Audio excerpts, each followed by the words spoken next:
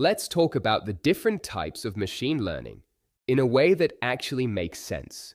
There are three main types you should know about: supervised, unsupervised, and reinforcement learning. Supervised learning. This is like learning with a teacher. The computer is given data with answers. It learns by example.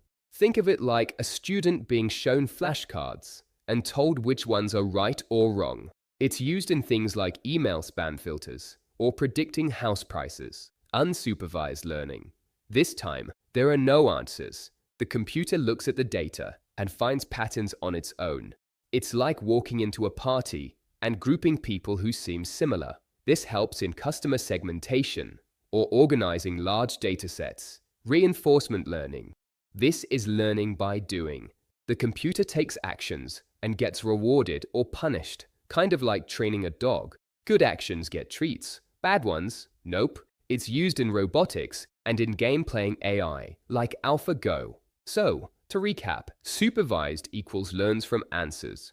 Unsupervised equals finds patterns. Reinforcement equals learns by trial and error. Three types, one smart machine. And that's machine learning in a nutshell. Like and follow for more bite-sized AI tips. Leave a comment and share our channel. Have a nice day.